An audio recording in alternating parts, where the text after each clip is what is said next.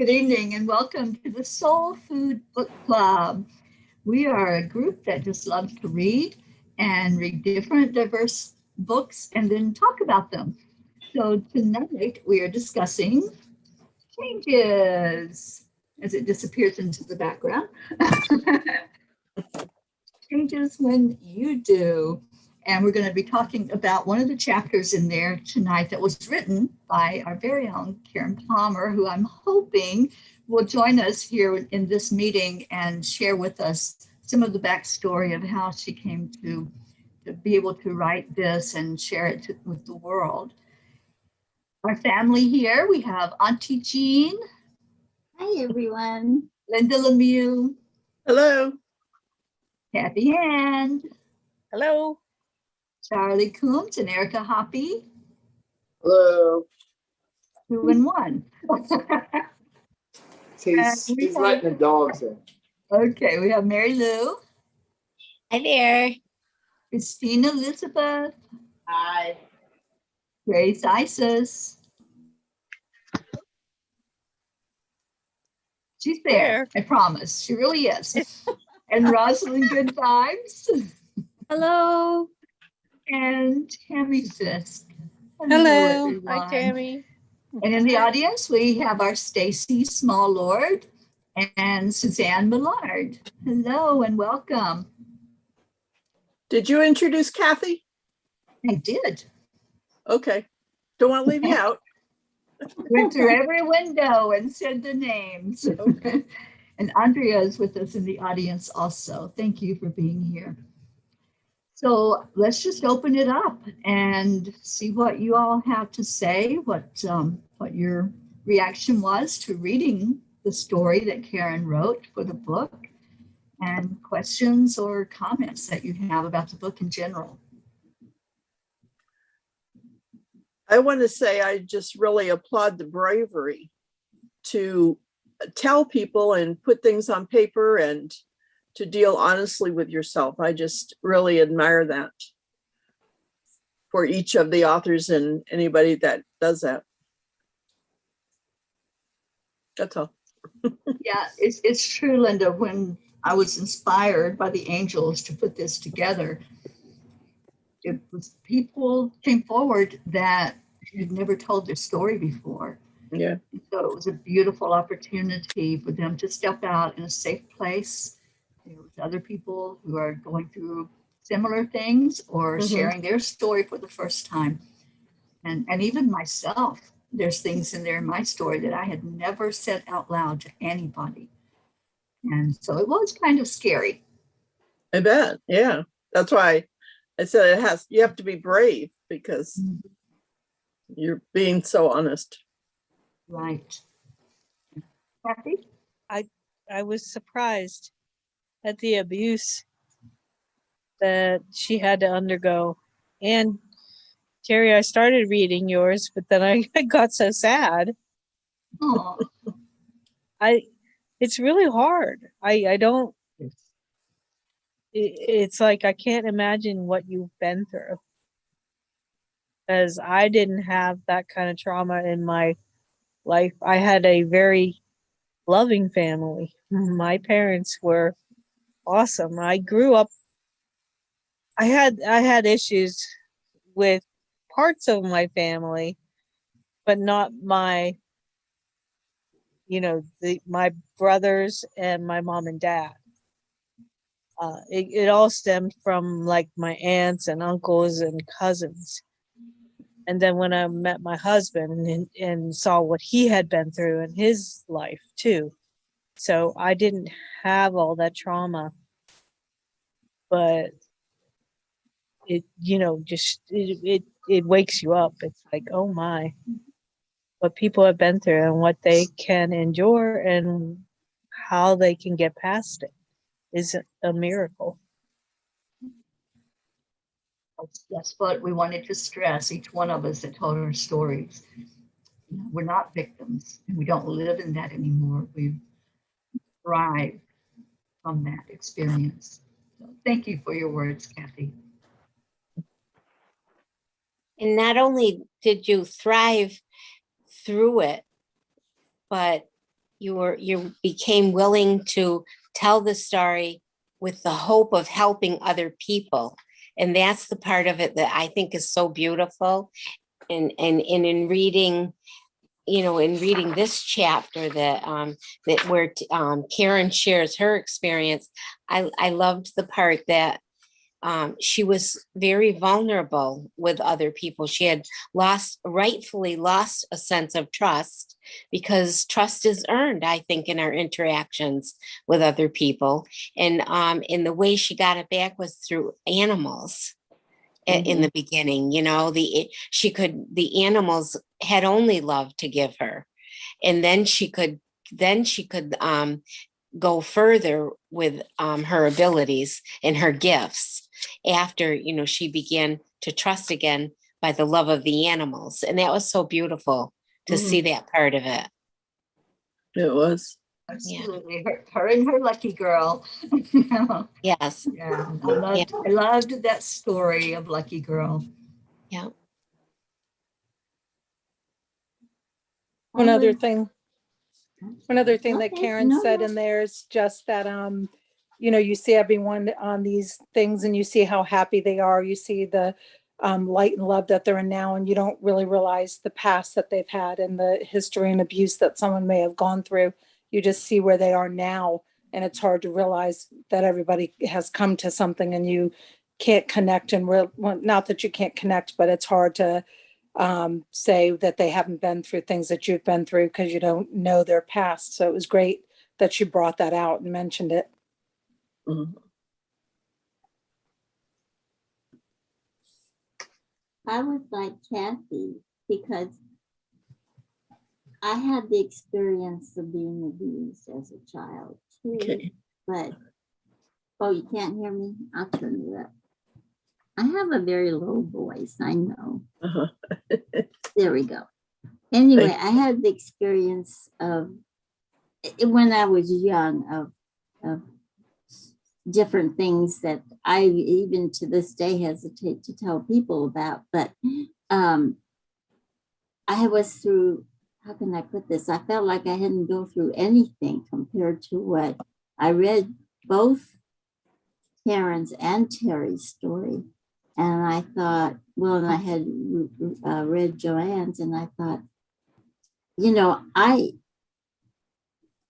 I can't, for all those years before I met you all, to be honest with you, I kept making myself a victim. I kept making myself feel like everything that happened to me bad was because of what happened to me when I was a child and how it affected me. But when I started reading about their stories, it made me realize that I guess I was blessed or protected by the angel or whatever, because it never got as bad. And I never went through all the struggles that you guys have gone through. And, and how dare I complain about it? But luckily I'd already come to the point, in association with you all, is realizing that that's in the past and it doesn't affect me anymore. And it's not part of who I am and my life. And so, I could relate, but then on the other hand, I almost felt lucky because I didn't go through so much. I knew my mother loved me. I knew she loved me. I had at least someone I could count on. And so, I never was totally vulnerable like some of you all were. And, she's right. You have to be so brave to be able to, get over that. And not only that, but help others. I think that's amazing. You were always meant to do that. I know now. And I believe there's a purpose for everything, Jean. And when we really look at what we're speaking, and we can speak from experience and be able to share that story without having all of those emotions so heavy with us, then we know we've healed. from that past, and we're ready now to be there for whoever needs those words, whoever needs to know that you can come through the fires and you're going to be much stronger for it.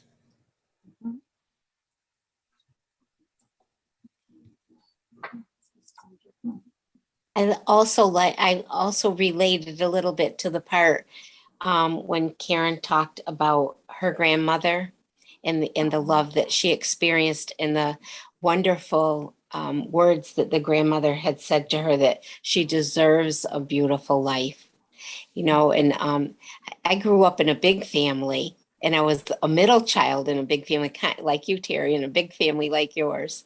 And we experienced love from our mothers, and, you know, from my mother and my father, and we had stability in our home, and we were very, very blessed in that way. And I began to realize that, you know, when I kind of allowed myself to get into the world a little bit and hear people's stories. And this book is fascinating to, you know, to read about it and see how you just get past it, you know, and you trust within yourself.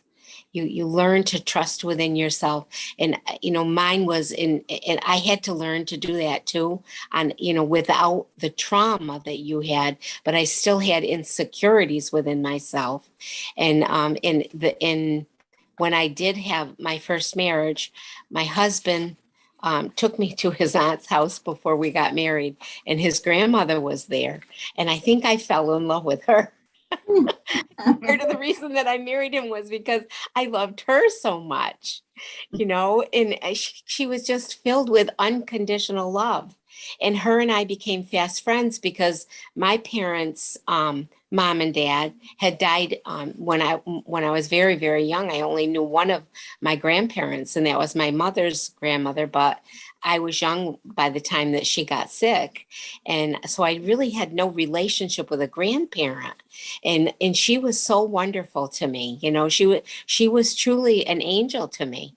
I know that now, you know, when I look back on different life experiences and things that I went through in that marriage with my husband. And you know, and he had some difficulties, and they were reflected in our relationship. And that woman was like a grandmother to me, and she always made me feel very beautiful and loved. No matter what was going on, I could go to her name. She was our Mima, and I could go to Mima. So I really enjoyed hearing about, you know, how close she was with her grandmother, and we had the opportunity to help her later on in her life when she was 94 years old and needed her to go. I'm so glad that, you know, she experienced that with her grandmother. Me too. And I do love that story of what her grandmother said to her. You Yeah. deserve a beautiful life. And, you know, it's like in my case, I heard the words from a mentor, you are worthy. And it was the first time I'd ever heard those words. So I think there's always going to be that person that they say what we need to hear and we latch onto it. And then we grow from there. So those words of her grandmother kept ringing in her ears. Karen and I have talked about this many times. And I've also channeled her grandmother and messages from her. She is a bright light, absolutely beautiful. And I'm so glad that Karen wrote about her in her chapter. Nice. Yeah. It resonated with me, how she, it took something to awaken her up again, because she was, and she was like feeling the pain from her past relationship with her you know, that came down through the generations with the abuse, and how that affects like all of us, as you know, happened, like, you know, The like, cycle of abuse. right, yeah, yeah, that's what I'm trying to Like say. her grandma went through it and her mom went through it. And then she was, you know, going through it. Yeah. I think at some point you look at that and you say, I'm not going to continue that abuse. And that's one thing I can't remember how she wrote about it in the chapter. I should have reread her chapter. But I know one thing in talking to her, she made sure with her daughter that she was not going to go into that energy, and her daughter would be clear of being abused. So we learn from those things that we go through, and we know what we want because of what we don't want. I believe she said that her daughter never saw her husband and her fight ever, ever, ever, Right. so that she wouldn't see what that was like. Actually, one of her most beautiful sentences I felt was when she said, "My wounds have been turned into wisdom." Mhm. Yeah. And so she broke that cycle of abuse. She took the grace and the blessings that she experienced through her suffering and turned it into a gift for the next generation as well as herself. Yeah, it was beautiful. Stacy's with us in the audience, and she said, "This book gives me encouragement. I can relate to each story. I say I love you to my kids because I never heard it." And that's what we're talking about, those things that we're missing. And we keep searching for what that is until we come to the realization it's inside of us. And so, Stacy, I'm proud of you for turning that around and for letting your kids hear those words from you.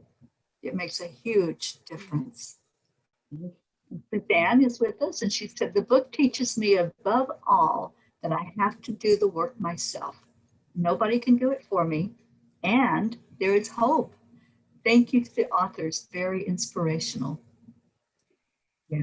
Each one of these stories, as you go through them, you're going to see them really how they worked through those experiences and where they are. And that's why we wanted to have some of them on with us so they can talk about how they changed, what the shift was for them. And I'm still holding out hope that Karen's going to jump in here at any minute. Mm. What's so I special? feel, Go ahead, Gracie. Oh, thank you. Thank you. Hi, everyone, and so glad you're all on here. And thank you for this book. Thank you, Teri. Thank you to all the authors who wrote their chapters or their stories. To what I gather, and I hope that we all gather this from this particular book and our journey, is that we're very resilient. We're resilient, and we are on a journey to learn about ourselves. And it's some of the depths that we have to go to are very deep. And what it teaches someone like myself who hasn't been through some of these depths, I call them depths because it's a diving of you to grab what it is that you need to come back up to the surface, is that you learn, you gain wisdom, like Karen said, and it's for you to carry it forward and to know that whatever it is that you went through, those are triggers that you see them, you understood them, and you know how to avoid them for the next generation, for those who are around you. I think it's wonderful. And Teri too, what you've gone through, and for us who haven't been through those depths, it's for us to ride on those experiences, on those depths, with gratitude and awareness and learning, because you can also learn from seeing, you can learn from hearing, you can learn from being immersed in certain situations. So to me, it's I enjoy these stories because I look back, it makes me look back and reflect on my childhood, what I went through, which is not those depths, but to have more compassion, more empathy, and to understand that I have a lot of resilience, and I can learn. What am I learning? And I say thank you to that one who has taught me that outcome of of certain depths. So thank you, and sorry, mine is very trivial, but thank you. That is not trivial at all. Thank you, Gracie, for your comment. And Jean, I think after you, Karen Jean. would, Oh, go ahead. I think Karen would say that we are each an ambassador of peace. And we all have had different experiences, and not saying yours are any less. I'm just saying that we can learn from you and help. I'm not sure what I'm trying to say. Just be better ambassadors and recognize it in others when they need a kind word or help. That's Okay. kind of what I was going to say, was that what's so powerful about Karen's story and Teri's story is that we know them. And we're seeing the results. We're seeing the after. I don't know how to explain that either, but you know, we've, like you said, we've all gone through problems, and some of us less, some of us more.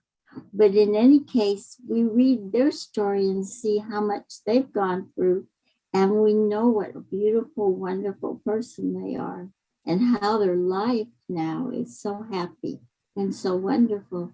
And that can't help but give us the encouragement to, like you said, Linda, be ambassadors for peace, to share our stories, to share, like Linda said, when we see someone else who is suffering from something like this, we have the compassion, as Gracie said, to reach out to help with what we've learned and what we see because of the examples that we've been blessed to see, you know.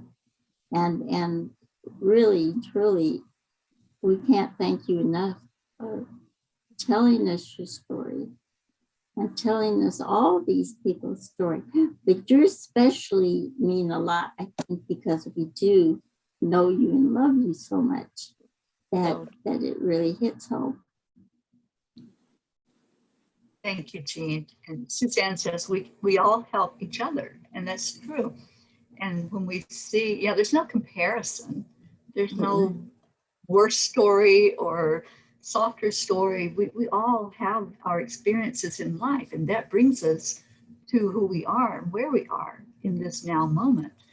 But I think sharing of those stories, and the reason for sharing the stories was for us all to see that no matter what we face, no matter what we go through, there's always hope. And I think you said that, Jean, that hope is there when we see that somebody has gone through a terrible experience and now they can talk about it. For years, I couldn't talk about some of these things without just totally breaking down and falling apart. And when I got to the point where I could tell my story and I wasn't so emotionally distraught that I couldn't focus, then I knew that it was healing inside of me, and it's still healing. You know, these are things that affect you the rest of your life. And that was part of why we wanted to share that. You know, look at how far we came after those incidents, and look at where we are today, stronger because of the fire. It's like, what is it, steel that gets tempered in the fire and it becomes stronger from that experience. And that's how all of us are when we go through anything, whatever it might look like. We get tempered and we get stronger because of the experience. Teri, I read, did Grace want to say something? I thought she had lit no. up. Oh no, no. Okay. No. I read that she had personal experiences for the World Parliament on spirituality, and then she became the spokesperson. And maybe you can help me understand, what is that World Parliament on spirituality? I don't know about that. Okay, so every year there are meetings of the World Parliament on spirituality. And that is where I met Karen for the very first time in person. We had already been communicating and doing things together and teaching classes together. And then Karen was asked to be a speaker at the World Parliament. It was being held in Utah, in Salt Lake City. And so she invited me to be out there for that. And I had connected with one of the peace ambassadors who couldn't make it from New Zealand. So I went in her place, and Karen and I were put up in a host home, and we got to be in that place together for that whole week. And we really got to know each other well. It's ambassadors from all over the world that meet and talk about peace, and they inspire and be inspired by what's there in that arena. So this happened, I believe it was 4 years ago, maybe 5 years ago now, that she and I met for the first time ever in person. And it was beautiful. And I'm still a peace ambassador with them, the peace ambassador for the state of Florida. So there's meetings, there's inspiration, there's people that are working diligently, ongoing, to bring in more peace in the world and to find ways that we can collaborate and work together to do that. So that's what it is. And I'm so happy that Karen and I met up there in Salt Lake City, and I met some other people there that I'm still in contact with as well.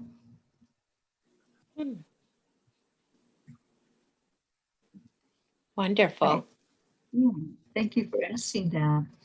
Stacy says, someone once told me if we all tossed our problems into a pile, we would see everyone else's and beg to take ours back. And she says, having met Karen a couple of times in person at Sweet Tomatoes, I can tell you she is one of the sweetest ladies ever. She honestly is pure love. Yeah, she really is. That's one of the things I kept saying. How could anyone have hurt her? She's so precious, she's just, how could anyone have abused her like her husbands? And I'm like, I don't understand.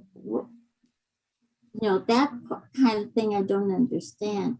If she were grumpy or whatever, but she's so special. And how could they have, or how could anyone not have loved her? I mean, she's just so wonderful.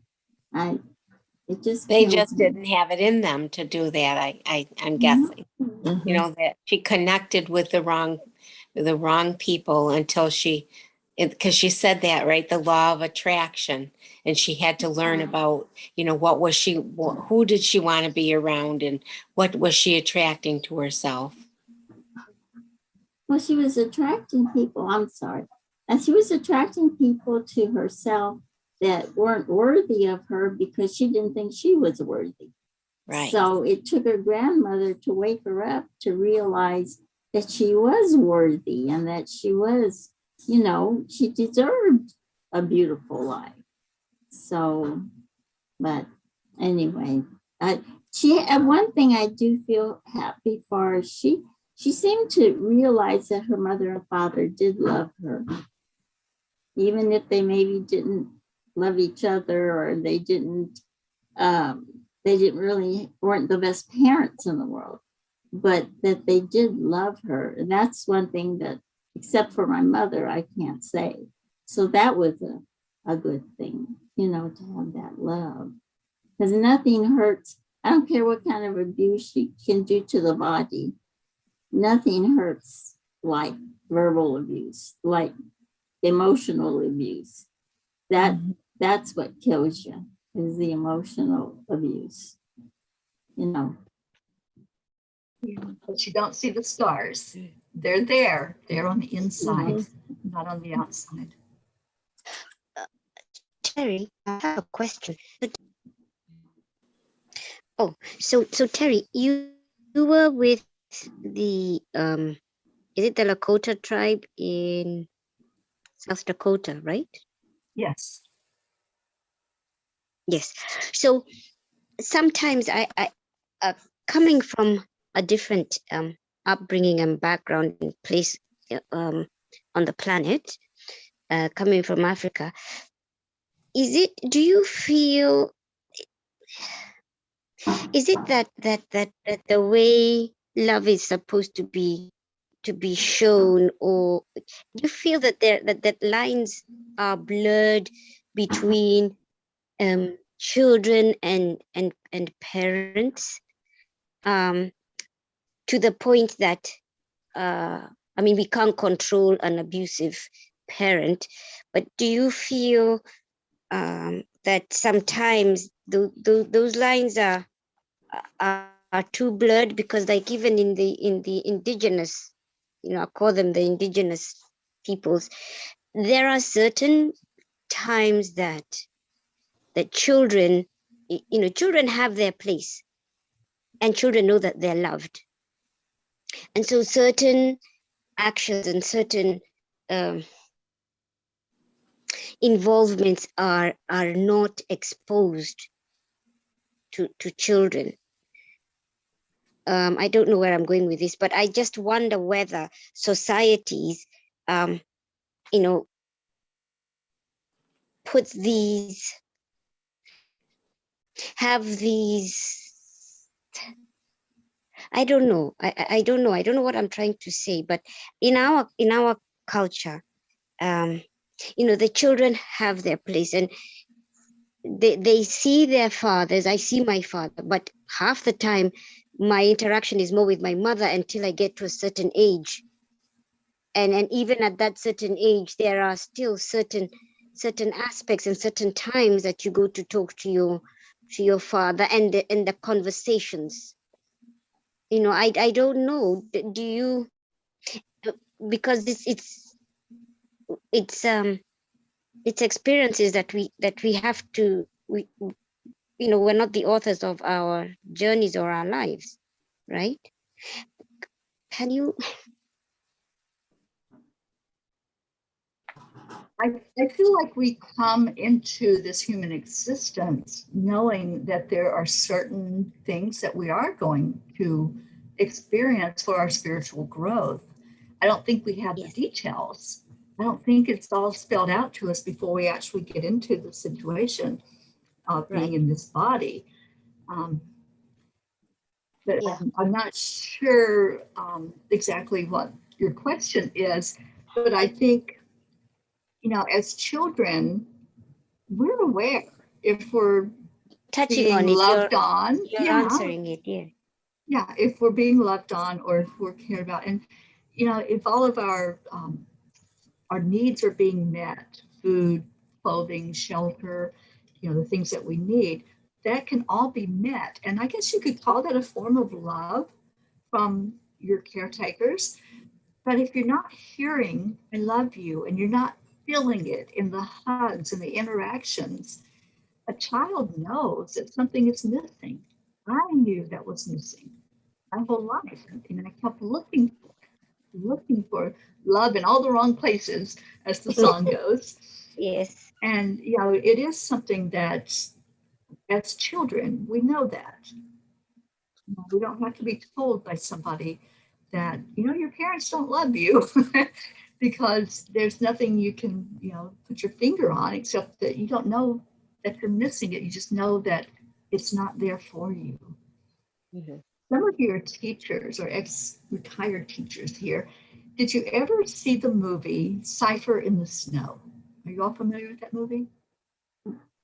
I used to work, I did some work with the Navy after I graduated college, and we taught classes on worthiness, self-worth, and love, and abuse, and all of that. And we always showed that movie as an example of what happens when someone just doesn't have any emotional support. And this kid in school just stopped living. he actually fell down in the snow and died. And when they started looking at what the other teachers had to say about him and what peers had to say about him, there was like a blank. There was like nothing that they could bring forth about this kid. And they, in talking to the parents, it came out, there was never any affection. There was never any I love you or hugs or, knowing that you're cared about. And that's a real thing. It's called failure to thrive, where when you don't get that encouragement and that support, it's like, what's the use? What am I doing? We all have choices of how we're going to react and respond, but when it's that bad, then some people do check out. They're like, just fail to thrive anymore. So that's it's an old movie. It's one that you can still, I think, pull up and watch, but it makes such a powerful point about how important it is for us to have emotional support in this human experience. I can't imagine going one day without connecting with you all. Every day when we come together in the morning or at night and we share the love with each other, that motivates us. It keeps us going. And I think back to your statement, I think, yeah, children know. They know that their needs are being met, but maybe that's all that's happening. They don't have a really good sense of who they are because they've never been shown the love and the comfort and the encouragement to thrive. So I hope that answered Yes. your question, Grace. Yes, you did, because you and thank you so much. You also said, we've come down with with guidelines of what we're here to learn. Did I get that correct? Yes. We may not know it as children, but this is what we're here to learn. Yeah, thank you. You helped. You're welcome. Well, Suzanne Thank you very says much. thank you. Suzanne says I can totally relate. My physical needs were met, but not my emotional needs. I made myself invisible. That's something that we're born with. It's the need. I hope I'm not out of step here, and you might have heard this story about this orphanage where they would send babies. And I'm not real clear on it. It's been a long time since I read it, but it was they were mostly infants, and this one ward is where they kept all the infants. And the infants, some of them thrived, some of them didn't, but they always noticed that the infant in one particular crib, thrived more than any of the other infants in this room. I mean, any infant that they put in that particular bed, it would thrive, So they wanted to find out why this particular bed made that much difference. So they set up a camera to see what went on in the room. And what they found out is that every night the cleaning lady would come in, and she would start at the front of the room and she'd clean the room, and she'd get all the way to the back of the room where this crib was. And while she was waiting for the floor to dry, she would pick up this baby and she would hold it and talk to it and love it. And then after a few minutes, when the floors were dry, she'd put the baby back down. That contact, that little bit of showing love and contact to those babies in that crib, made them thrive as opposed to all the others. So it's something that we were born with the need to have. And the other thing I wanted to say, not to make anyone feel sad or that, but it's one thing to be provided for, but it's a whole nother thing when they tell you you're not wanted, when they tell you you're the worst thing that ever happened to them, when they tell you, I wish you'd never been born. When they tell you all those things, That's so damaging. Okay. You have no worth when they tell you that. So there is a difference in stories. I just wanted to say that. Yes. Thank you, Jean. And it reminded me, I don't know that particular story. It's the first time I've heard that, but thank you for sharing it. But I know there was a movie that came out a few years ago about the twins that were taken right after they were born, and they put them, there was some whole conspiracy thing that was happening, but they would like take these twins and separate them. And one twin they would really put all of the encouragement and the love and support to, and the other one was kind of neglected. So they were doing an experiment on humans, which is insane, but this is what they were using to do some research about, what happens when the child is given encouragement and love and what happens when they're not. That was a real experiment that happened. And I think it was in New York somewhere. Stacy said, I saw that on Dr. Phil. Yeah, there was a movie about it. And so interesting, these twins. And one of them so totally different than the other one as they grew up because of the experience there. So it is true, when you give that attention, that's what we want. We came from spirit where all we knew was unconditional love. And then we come into this human existence to have more experiences of our soul growth. So we know innately, we know what love is, and we know what it feels like to be supported and to be encouraged. And when we don't get it, that's when we start acting out or, going down the wrong path. And it's just really interesting how our caretakers mold us by how they treat us and the things they say to us. I see we're running out of time. Anyone else want to share anything? Awesome. We haven't heard from you yet. We'd love to. I've been here listening. If you care to. Yes, I see you there. Thank you for being here with us. Yes, I read Karen's story. It's hard to believe that happened to her, how positive she is.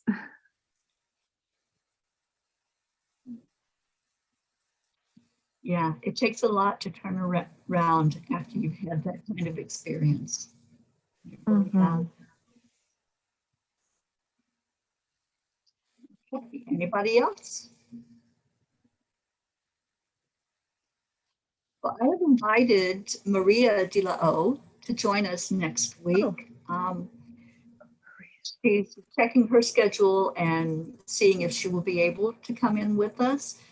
And if she's not able to come in during the day, are you all okay with making it this time again so that she can join us? Definitely. Yep. Okay.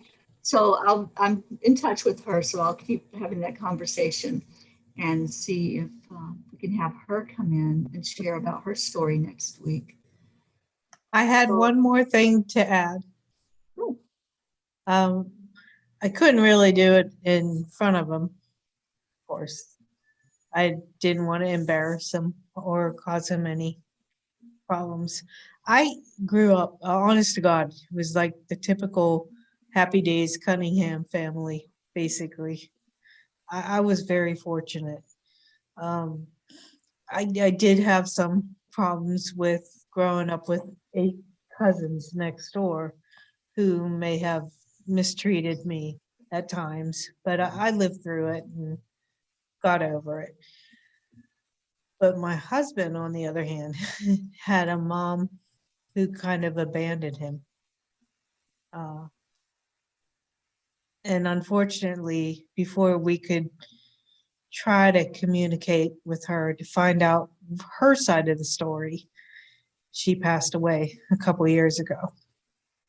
So, I mean, I can't imagine not growing up. I can't imagine as a mom not loving all my own kids, not trying to reach out to them if I had done the same thing she did or whatever.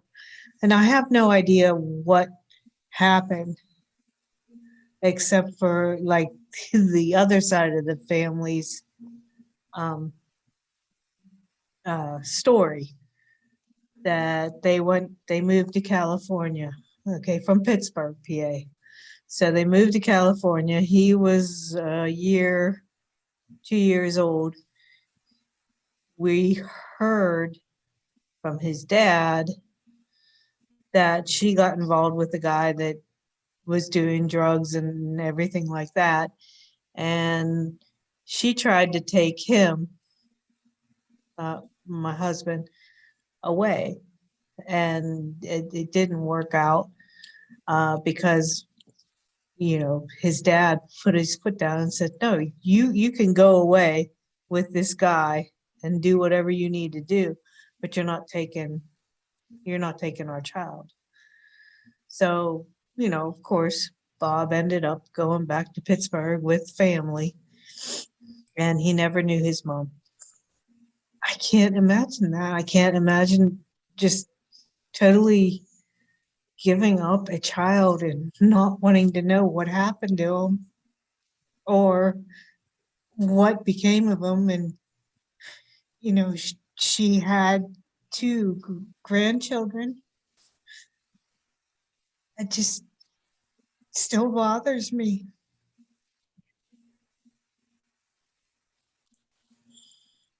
So that's why. Oh, Yeah, that's the impact in I this, really isn't know, it? Kathy. Putting our arms of love around you, Kathy, and around your husband. Yes. Absolutely. Okay, so it is time to go because we've got some chanting to do coming up at the top of the hour. And I just want to thank everybody who came onto the Zoom meeting to discuss this, and those who are in the audience. Thank you for being with us tonight. And I will put out the message as soon as I talk to Maria and see which way we're going to go, if it'll be our regular time or if we'll make another adjustment for next week. But thank you for being here. So much love to all of you. And thank you for reading Love the you, stories in Kathy. this book. Mhm. Yeah, the way Thank you for sharing. the end, I had to care about my grandma. But I used to care about my grandma. And I bet your grandma loves you too, Christine. I know she passed Yeah. away with 60 years ago, almost. Oh, well, she's still loving you. I know. I Absolutely. used to do her my laundry. And she teaches me how to do laundry too. That's I hear beautiful. every time you think of a loved one, they're there with you. Yeah. That's true. Yeah. Absolutely. All right. So let's end this show the way we end all of our shows by saying Namaste, y'all. We'll see you next week on the Soul Love Food you Book all. Club. Bye, everybody. Bye.